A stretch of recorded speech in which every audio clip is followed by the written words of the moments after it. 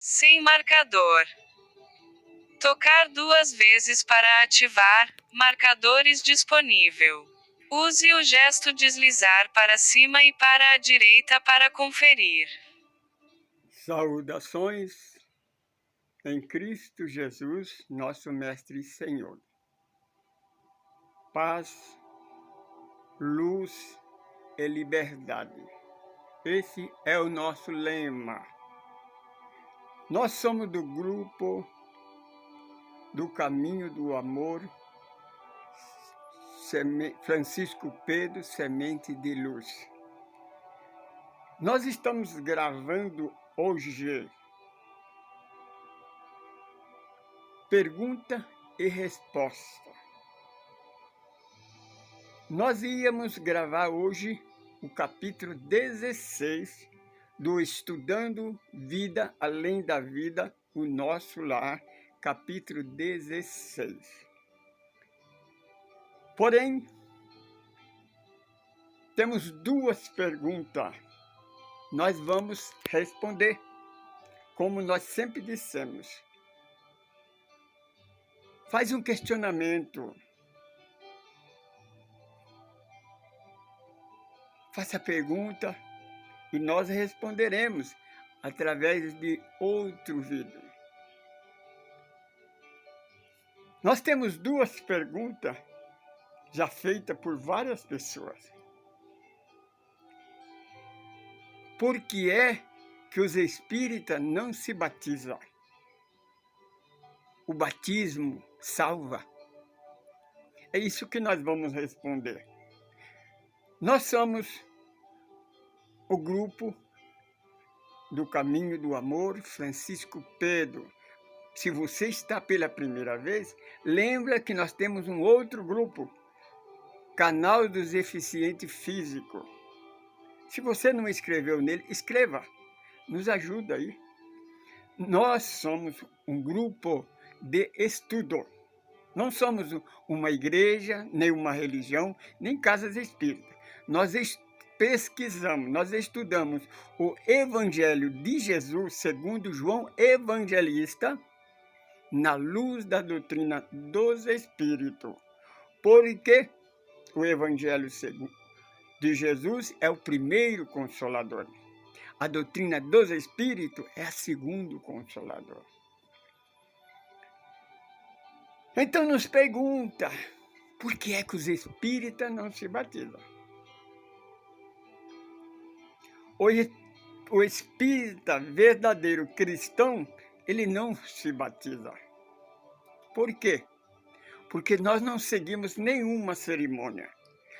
Allan Kardec, quando codificou a doutrina, que ele escreveu o Evangelho de Jesus segundo o Espiritismo, ele estudou os 4 evangelistas. Separou em 5 partes. A 5ª parte é a moral cristã. As outras é cerimônia, miticismo, tradição, religiosidade. Então, para nós, necessita só a moral, a reforma íntima. Por que espírita não se batiza? Porque nós acreditamos no primeiro casal que Deus criou lá no 6º dia. Primeiro livro da Bíblia, capítulo 28, o 6º dia da criação. E disse Deus, Criador, depois de ter criado todas as coisas. Então disse ele, façamos o homem. O homem é o corpo, não é o macho. Não é o machão, não, viu? O homem é o corpo material. Neste corpo material, ele colocou a fêmea e o macho no mesmo dia, na mesma hora. Ele não tirou pedaço do homem para fazer a mulher, não. Ele criou os 2 no mesmo instante, pela palavra, disse, faça. E tudo foi feito. E abençoou. Ele abençoou. E diz, crescer e multiplicar, enche a terra dos vossos frutos. A igreja não aceita o primeiro casal, criou Adão e Eva. Amaldiçoou o homem e a mulher. O filho já nasce com a maldição. Aí nasceu a tese: fora da igreja não há salvação. Porque se o filho nasce com a maldição, então precisa batizar. O batismo é a bênção da igreja, é o perdão da igreja. Mas você precisa pagar, não é de graça não, viu?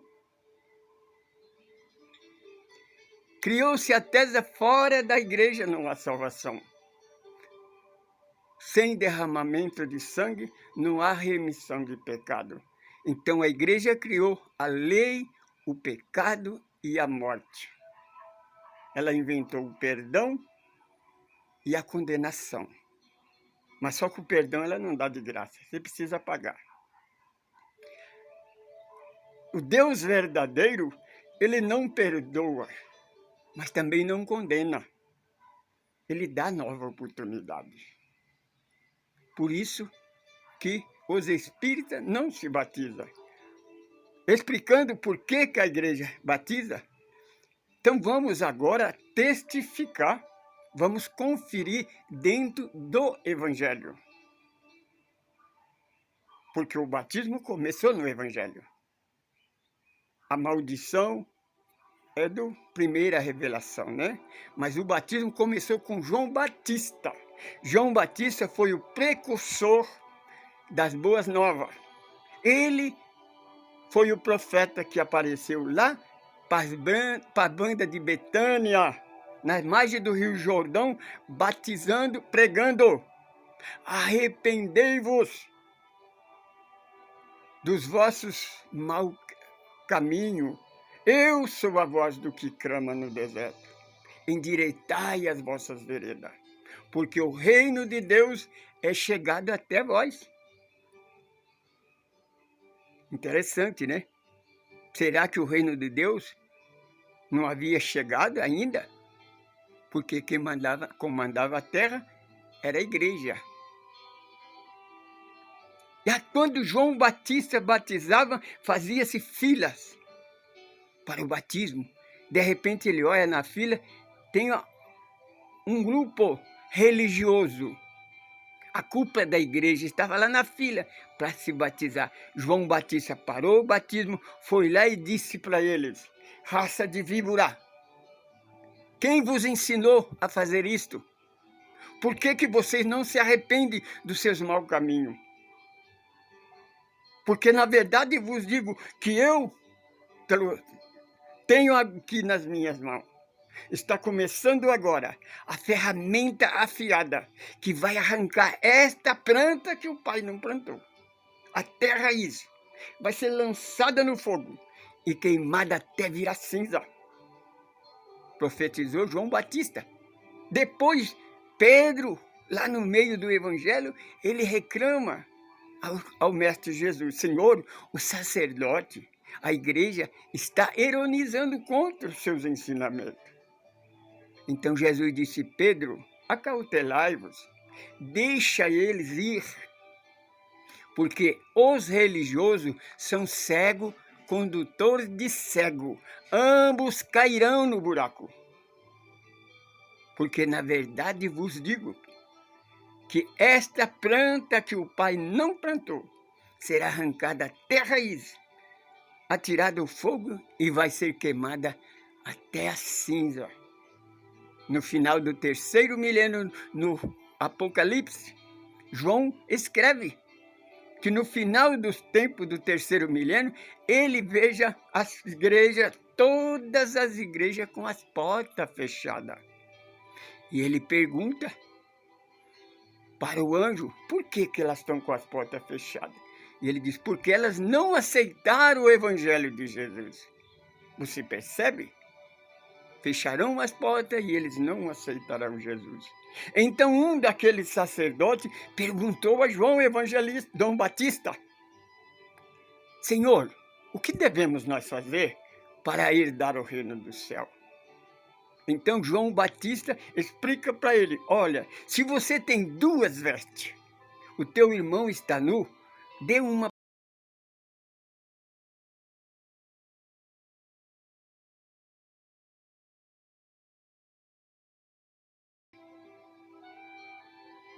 Dedução, deduza, raciocina. Ele está dizendo aí que não é o batismo dele que salva, mas é a caridade, o amor. O que a igreja não tem é caridade, é amor. É. Agora vamos a Jesus. Jesus, estando na aldeia pregando, aproximou dele um jovem muito rico. Então aquele jovem, vendo aquela multidão, quis se aparecer. Então chegou para Jesus e disse: mestre, eu obedeço à igreja desde a minha infância. Eu guardo, faço todos os requisitos, toda a tradição.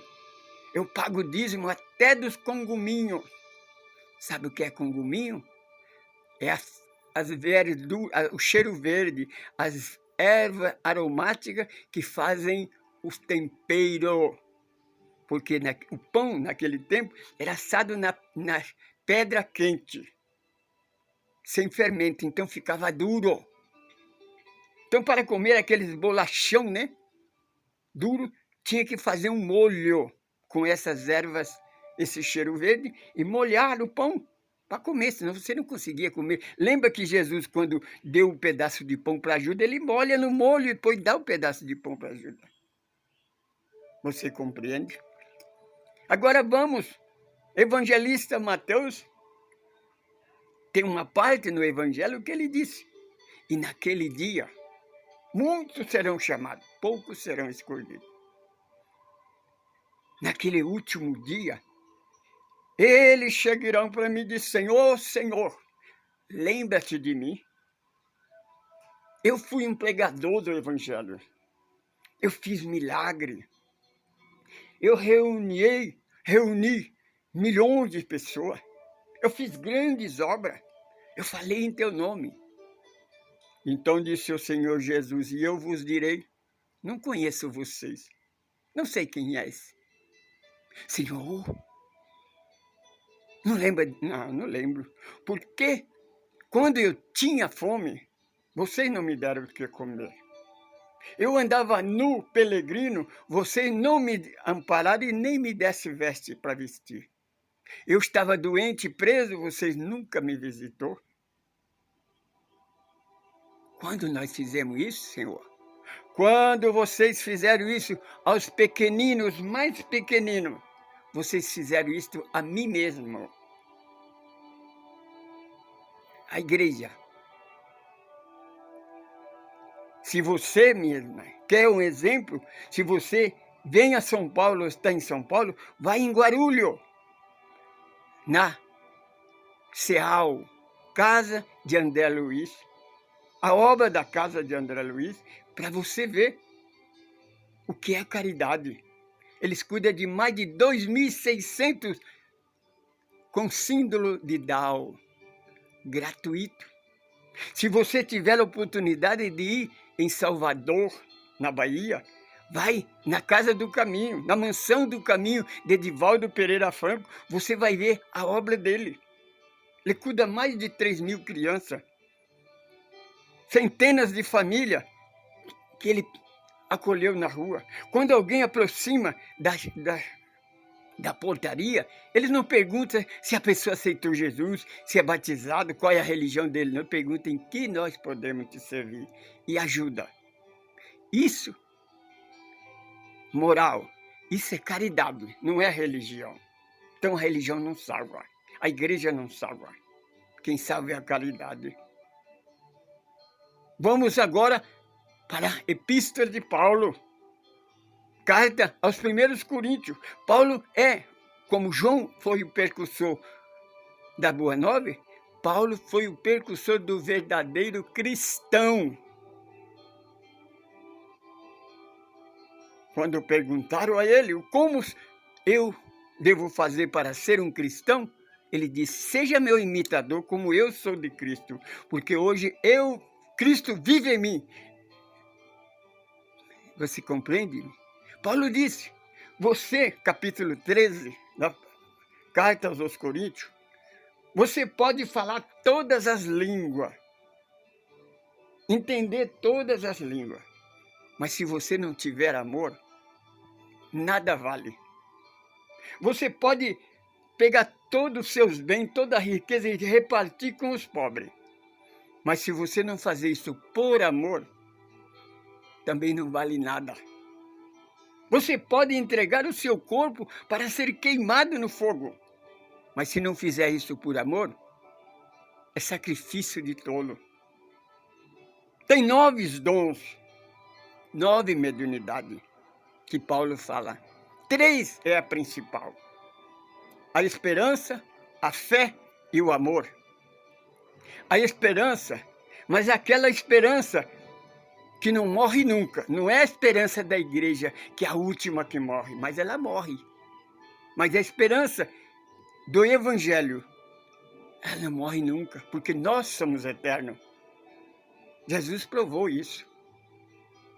A fé, não a fé da igreja, a fé cega, mas a fé que Kardec escreve na introdução do livro do Evangelho segundo o Espiritismo. A fé raciocinada. Ela permanece todo o tempo diante da verdade e da razão. Mas tudo isso, o mais importante é o amor, é a caridade. Fora da caridade não há salvação. Pregou João Batista, pregou Jesus, apóstolo Paulo. A igreja sempre foi considerada, como Jesus disse, a planta que o Pai não plantou, porque é obra do homem. Por isso fecharão as portas.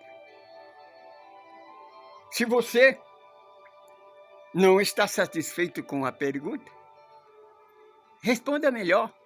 Prova que nós estamos errados dentro do Evangelho. Não é com cerimônia de igreja, não. Dentro do Evangelho. O que nós falamos está no Evangelho. Não foi o Espiritismo que inventou. Quer conhecer o Evangelho de Jesus? Estuda o Evangelho de João. Estuda conosco 7 passos para uma vida melhor. Vai lá, no canal dos deficientes físicos, estuda 7 passos para a vida melhor. Você vai saber do que é que nós estamos falando. Portanto, se você ainda não inscreveu no nosso grupo, inscreva aí. Dá um like, ajuda nós a propagar. Faz um comentário, faz pergunta, nós gravaremos outro vídeo. E na próximo vídeo, nós gravaremos o capítulo 16 do Evangelho, no Evangelho não, do Nosso Lar, de André Luiz, quando na visita da mãe dele. A reclamação, né, dele. Os questionamentos de André Luiz à sua mãe. Esteja conosco. Eu sou Francisco Pedro, sou um administrador desse grupo. Nós estaremos sempre aqui, à sua disposição, para responder a sua pergunta e ouvir o seu questionamento. Nós não consideramos dono da verdade, não. Nós estudamos a verdade, porque o Mestre Jesus, ele nos orienta. Conhece a verdade que ela te libertará. Foi Jesus, você tem que seguir a Jesus. O Evangelho de João é o evangelho mais autêntico, que a igreja menos manipulou. Porque o Evangelho segundo Mateus, a igreja fez um estrago. Por isso, estuda conosco. Evangelho segundo João, porque segundo ele escreve. Tudo que eu escrevi, eu ouvi da boca dele, de Jesus. Não foi terceirizado, não. Então tenha cuidado. Conheça a verdade e ela te libertará. Saudações, paz, luz e liberdade.